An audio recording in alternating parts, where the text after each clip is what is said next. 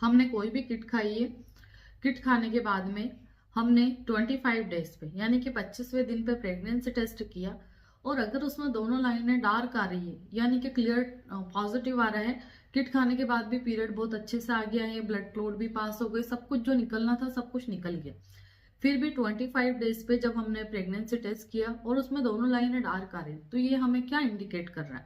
तो आपको ये इंडिकेट कर रहा है कि आपका केस पूरी तरह से क्लियर नहीं हुआ है, या तो इसमें आपका जो जी शेक है वो अंदर ही है, या फिर बहुत सारा रिटर्न प्रोडक्ट ऑफ कंसेप्शन छूट गया है।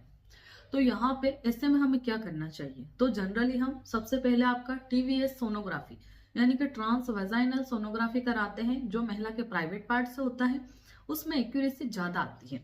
वो अल्ट्रासाउंड करा के देखते हैं कि रियल में क्या कंडीशन है।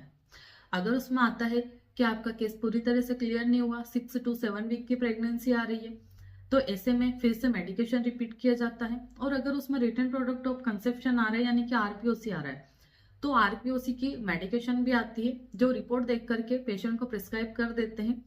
जैसे कोई भी पेशेंट नियरेस्ट डॉक्टर के पास जाता है तो डॉक्टर उनको एक ही बात बोलता है कि ये जो आरपीओसी है इसको क्लियर करने के लिए कोई मेडिसिन नहीं आती है, बस आप वॉश करा लो, सर्जिकल एबॉर्शन करा लो।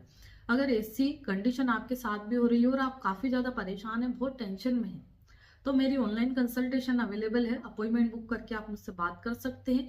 रिटर्न प्रोडक्ट ऑफ कंसेप्शन को क्लियर करने के लिए मार्केट में कई सारे मेडिकेशन आते हैं, जो पेशेंट की कंडीशन देख करके प्रिस्क्राइब कर सकते हैं। धन्यवाद।